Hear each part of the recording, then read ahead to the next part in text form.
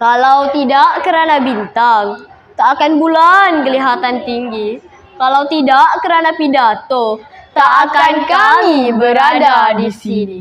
Datang bahtera dari Medan, singgah sebentar di laluan Kerai. Salam perpaduan kami hulurkan kepada rakyat berbilang bangsa. Assalamualaikum warahmatullahi wabarakatuh. Dan salam Malaysia Madani. Rukun negara memperkasa jati diri. Begitulah bunyi tajuk pidato kami hari ini. Kejadian 13 Mei yang menggegarkan negara, menyebabkan goyahnya perpaduan negara. Lantas diperkenalkan rukun negara. 5 prinsip rukun negara telah menjadi teras perpaduan, membentuk satu negara tanpa mengira agama dan bangsa. Kepercayaan kepada Tuhan, kesetiaan kepada raja dan negara, keluhuran perlembagaan, kedaulatan undang-undang, kesopanan dan kesusilaan. Hadirin sekalian, itulah lagu yang seringkali dimainkan di corong-corong radio dan televisyen. Ianya bukanlah sekadar hiburan semata-mata, tetapi ada mesej yang ingin disampaikan. Ayo, mari kita telusuri kekuatan rukun negara ini dalam memperkasa jati diri. Secara tuntasnya, pidato yang akan kami dendangkan akan membuktikan bahawa kepribadian seseorang akan terbentuk dengan penghayatan dan amalan rukun negara yang diperkenalkan. Warga Dewan Kebanggaan Negara tak beralih rupa berentakkan irama. Hujah yang pertama ialah kepercayaan kepada Tuhan. Semua agama menyeru umatnya melakukan kebaikan sesama manusia. Ini akan melahirkan sikap toleransi yang amat tinggi yang juga merupakan satu ciri jati diri. Kerajaan Malaysia telah mengadakan pelbagai program keagamaan bagi membentuk jati diri insan yang cemerlang, gemilang dan terbilang, bukannya insan yang malang, melayang dan temberang. Kepercayaan kepada Tuhan akan menyedarkan umatnya bahawa setiap perlakuan ada batasnya kerana ada hukuman dan balasannya. Sidang Dewan sekalian, kerana itulah negara kita banyak mengadakan acara keagamaan dan perayaan. Kita ada Hari Raya, Tahun Baharu Cina, Deepawali, Christmas dan kita juga ada Kongsi Raya. Mengapa semua ini diadakan? Kerana kita percaya perayaan keagamaan ini dapat membentuk kerjasama sejati dan perpaduan murni bagi membentuk jati diri rakyat negara ini. Jelas, prinsip kepercayaan kepada Tuhan ini dapat membentuk jati diri mampan. Sidang Dewan yang budiman, hujah kedua di bawah naungan kata kesetiaan kepada raja dan negara. Raja adalah pemerintah negara yang tertinggi. Kaitan kedua-duanya sangat rapat sekali. Sebagai rakyat, menjadi tugas hakiki untuk mentaati raja dan negara. Apakah buktinya kesetiaan itu? Adakah dengan menyatakan di bibir sahaja? Tepuk dada, tanya selera. Setiap negeri mempunyai lagunya sendiri yang seni katanya memuji dan menghargai raja dan negeri.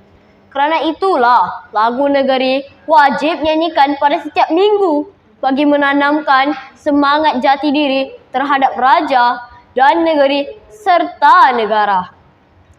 Sebagai tanda setia rakyat kepada pemerintahnya, masih ingatkah lagi ketika lagu negaraku dipermainkan oleh penuntut hantu?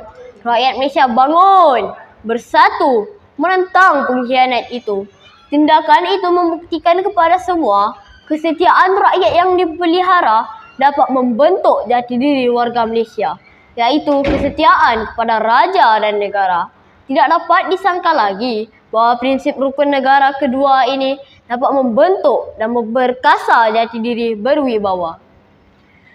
Saudara dan saudari, hujah seterusnya keluhuran perlembagaan dan kedaulatan undang-undang. negara kita yang berdaulat ini mempunyai perlembagaannya sendiri dan undang-undang yang mantap serta tepat, mampu menjadi aspirasi negara yang hebat bagi melahirkan masyarakat yang seimbang dan mempunyai jati diri cemerlang. Uniknya perlembagaan di Malaysia ialah mempunyai cara yang istimewa dan sentiasa menjadi panduan bagi pemimpin serta menjadi landasan bagi rakyat yang dipimpin. Perlembagaan dan undang-undang inilah sentiasa dipelihara sebagai wadah untuk memastikan jati diri terselah dan masyarakat Malaysia akan lahirlah kepercayaan dan keyakinan yang tidak bercapah antara kaum agar tidak berpecah. Ibarat kata pepatah, telur serangka, pecah sebiji, pecah semuanya. Bukannya pecah sebiji, pecah sendiri. Kerana itulah, perlembagaan dan undang-undang negara mesti dipelihara dan diawasi setiap masa. Hadirin dan hadirat, semoga sentiasa sehat. Hujah terakhir ialah kesopanan dan kesusilaan.